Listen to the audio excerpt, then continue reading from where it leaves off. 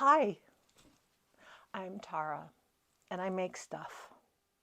And my channel is Tara John Makes. At the moment, we have no power. We are, being me and Kitty McCree, we are in the middle of a rolling blackout. Yesterday we had red flag fire wind warnings, which means upwards of 50 miles an hour, and it gets worse at night. So they've turned off the major transformers around Boulder County, and one of them is about 3 blocks from my house. So I had nothing, no cell service to speak of. I can still text. So my camera works, and here we are. So I'm going to talk to you about what I've been making. And I would really love some questions and ideas about things to talk about from you. So please leave a comment.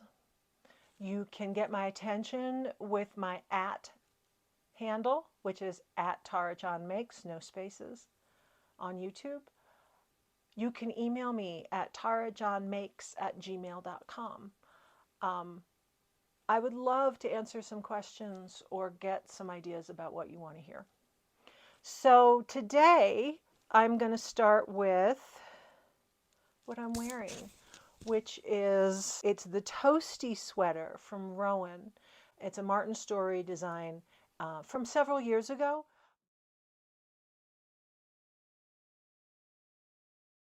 And I made this out of a cotton blend because I wanted to have it be a year-round garment. And this is Granville from Valley Yarns at websyarn.com. Love me some webs. This is a 90% Pima, 10% merino, and it's wonderful. And it did up very quickly. Underneath, I am wearing the work dress from Ella Harp, who is an amazing musician in the Northern California, Northern Bay Area. She plays in a few ensembles. She does some really cool looking gigs. And she plays the banjo and the harp. It's pretty excellent. So she's got some really interesting zero waste, upcycled sewing projects and knitting projects and re-lifing projects. Recently I saw on Instagram she had a video taking a thrift store sweater, an oversized men's sweater, and doing a cut and sew to make it a perfectly fitting cute little top. So check her out. And I am wearing this as a tunic. It's also a wonderful summer dress, and I started making another one. I would have ironed it, but I have no power.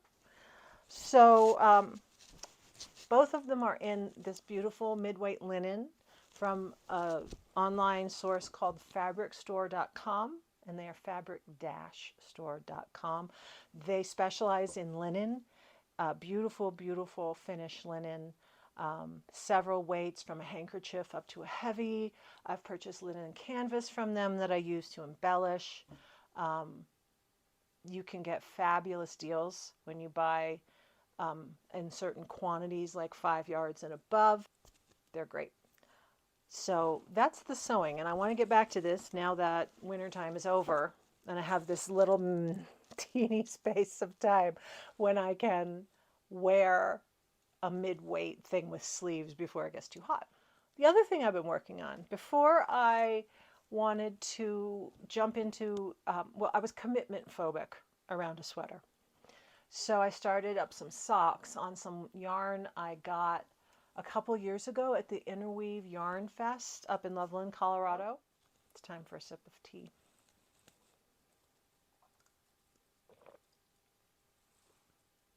I was grateful for my gas stove that would light with a match with no power. So at Yarn Fests, you never know who's going to be there. And it has, Interweave has changed. Interweave has changed ownership. Interweave has changed editorial staff. And what is now called Interweave events is Golden Peak Media, based out of Golden, Colorado, and they're doing these yarn fests, which are fun. They're getting teachers together. It's a 2-day thing. You go, you stay at the conference center. There's a marketplace. It's cool. So around here, we get some people from around the region coming because things are pretty spread out in the Western United States. And I picked up this beautiful, it's only a bit not knit, a beautiful hand-painted yarn from Knudsen Knits in the Salt Lake City area. And the hand dyer's name is Farah Knudsen. And I am thankful to my friend Christine because she remembered, and I could not remember everybody's name. And I threw away the tag. So I had a wonderful time meeting her. She was delightful, and she is someone with an amazing heart for the critters and is doing breed-specific wools based on who is living at the sanctuary, what kind of sheep are coming in and going out. So, like I said, this was a couple years ago, but I'll put her information in the comments below. No, description. It's a description. So I have been doing this. I decided to just wind it into 2 balls of equal weight and split the stuff up for socks. So, and I just decided to knit until I ran out of yarn. So I've got myself some really cool knee socks here. This is based on the pattern from the Mason-Dixon Knitting Field Book series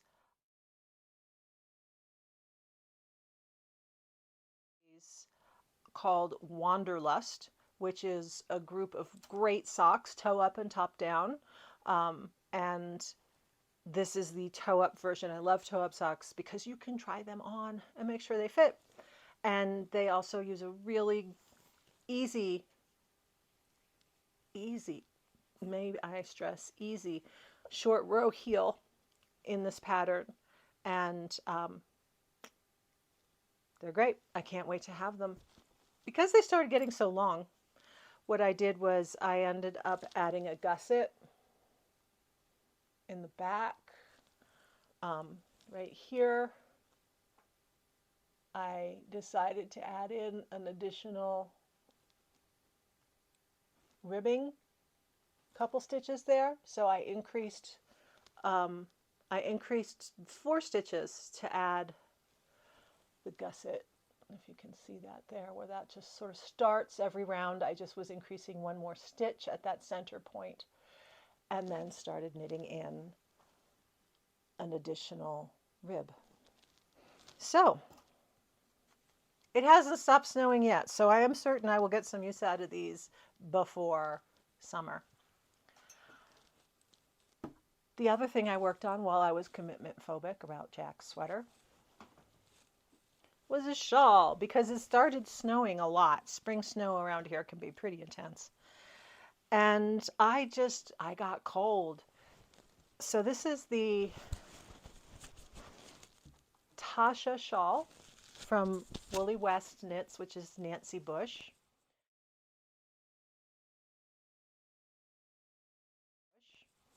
And once upon a time, she had a shop in Salt Lake called Woolly West. And it's a wonderful garter stitch, bulky knit triangle shawl. And it has this great knit on lace edging after you finish the knitting. This is knit up in Classic Elite RIP Maya, which was a 50% wool, 50% llama blend. It is toasty. And I put it on my bed at night. I go out in the morning when I drink my tea and wrap up in it. It's perfect working shawl. And I believe, if I recall the pattern blurb, it was inspired by Tasha Tudor, who lived in Vermont and had a very simple life full of handmade goodness. And look her up. She was quite wonderful and inspirational. So that's the shawl. And lastly, on my roundup of what am I making now, more tea,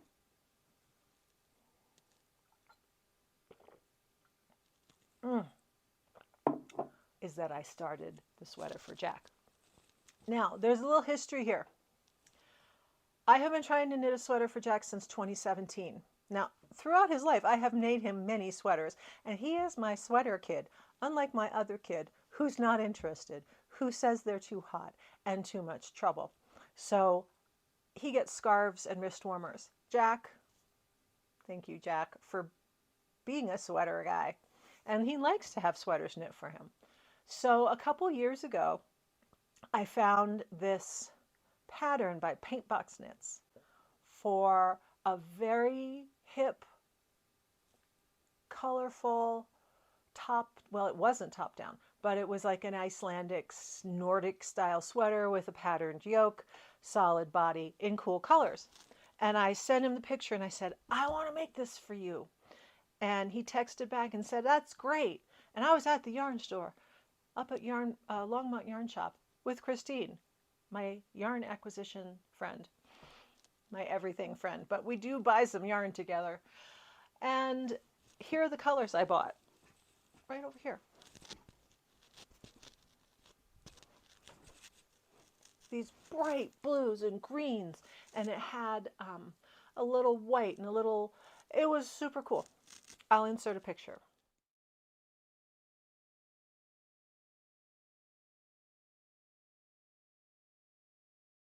So Jack texted me back and said, I really like the sweater, but I kind of like this other color better. I had also sent him a picture of a very classic Norwegian drops from the drops yarn pattern.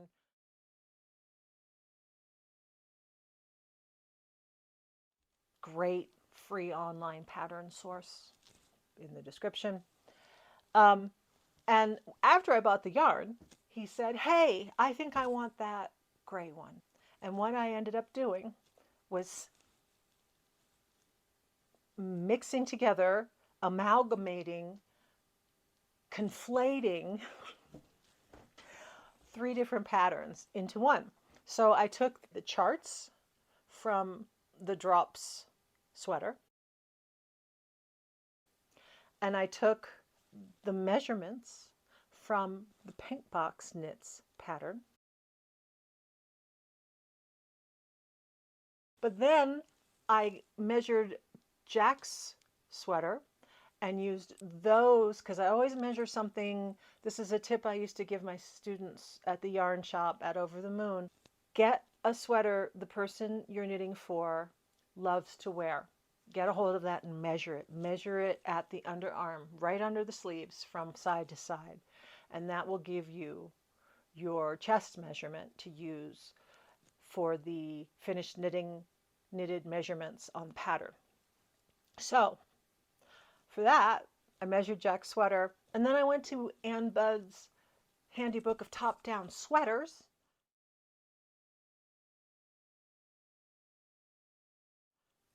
To work out the stitch count, having to keep in mind what the pattern repeat was on the yoke of the black and white drops one. It's been a thing. But once I got past the yoke, it was easy sailing. So here we are. Oh, however, knitting for Jack. So in 2017, I got divorced and I had to sell my house. And life got very stressful. And I learned family members were sick and I lost friends. And it was a really rough time. So as you can imagine, it made sense for me to knit through it. As Elizabeth Zimmerman said, knit on with confidence. So I knitted and I knitted and I knitted, and everything I made for Jack was too small.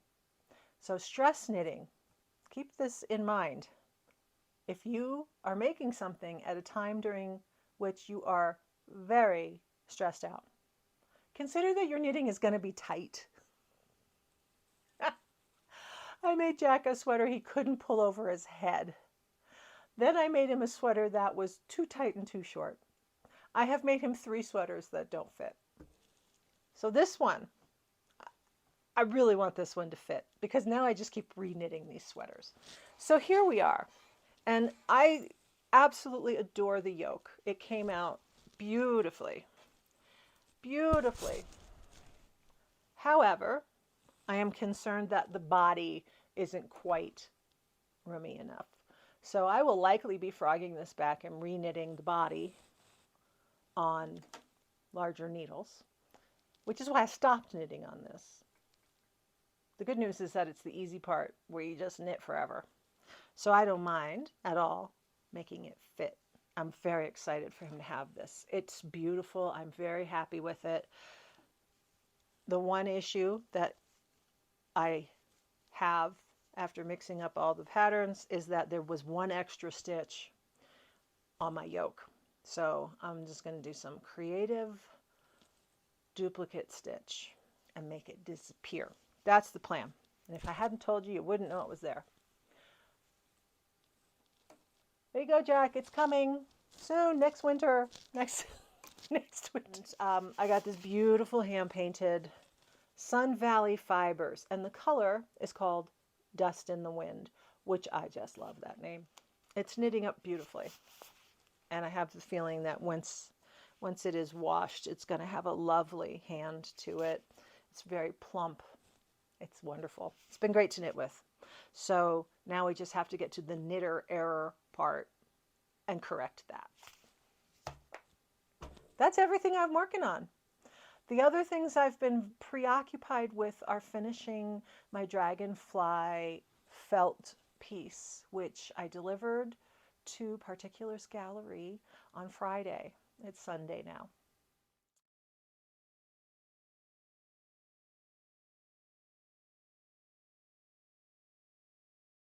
It's very lovely, and I decided to put it in the gallery and not keep it for myself because I will be making some more. Lots of hand stitching, lots of fine movements. So I have to rest my hand a little bit, and it must be time to get out the sewing machine when there's power and I can work on some sewing and rest up my hand for the next go round of felt making. That's all I got. Please ask me some questions. I'd be happy to answer things. Anything. It could be knitting, it could be non-knitting, it could be about life, it could be about Colorado, it could be about living in a wildland fire-prone area and the new normal. Thank you for hanging out with me. Thank you for watching.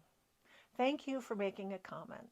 Thank you for asking questions. Again, you can email me at tarajonmakes@gmail.com, my website, tarajonmanning.com, and my handle on YouTube at tarajonmakes. Those are all ways you can drop me a question or a comment.